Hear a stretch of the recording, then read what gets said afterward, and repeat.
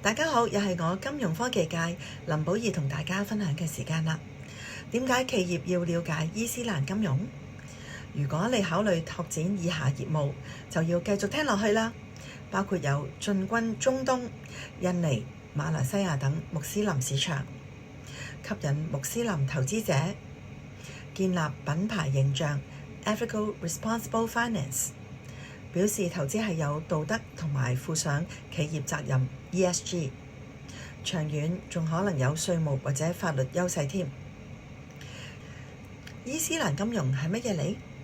伊斯蘭金融唔係淨係俾穆斯林用嘅，其實任何人都可以參與。咁乜嘢係伊斯蘭金融呢？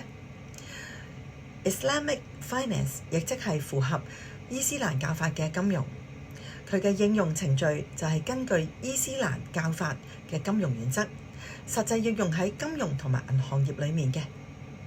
就好似傳統同埋現代金融體系一樣，伊斯蘭金融都有基金經理、銀行、資本、投資公司、市場同埋保險公司。最重要嘅係，伊斯蘭金融業係基於伊斯蘭銀行法同埋傳統銀行而展開嘅。伊斯蘭金融有3個核心原則，就係3個禁止：禁止 riba， 即係唔可以收或者派發利息；禁止 gara， 即係唔可以過度不確定性或者投機；禁止投資於 haram 嘅行業，例如酒精、賭博、豬肉、武器等等。禁止 riba 嘅原因又係乜嘢呢？佢係依據古蘭經明確禁止 riba， 認為佢會導致社會嘅不公平。基於經濟倫理，伊斯蘭金融主張風險共擔，反對無風險嘅收益，例如利息，鼓勵利潤共享，例如 Mudarabah 嘅合夥模式。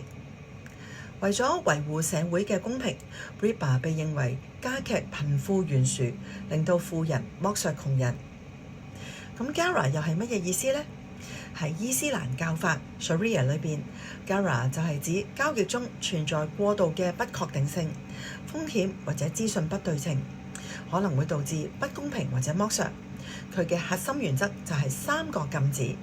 第一，禁止投機，交易必須基於明確嘅條款同埋預測嘅結果，避免賭博性質嘅風險。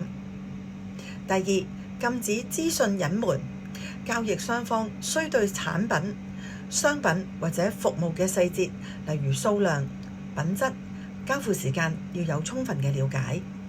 第三，禁止不可控嘅風險，交易係唔可以涉及無法控制嘅未來事情。不過 gara 都有灰色地帶嘅，伊斯蘭法學家傅卡夏容許輕微而且可控嘅 gara， 例如以下嘅例外：自然風險，農產品因為天氣導致產量波動，前提係交易條款必須要清楚明確；技術嘅不確定性，電子產品輕微嘅功能差異，例如電池嘅續航時間嘅合理誤差，呢類嘅情況都會可以接受嘅。好啦，第一集嘅伊斯蘭金融，我哋暫時講到呢度。如果你有啲咩問題，歡迎留言討論。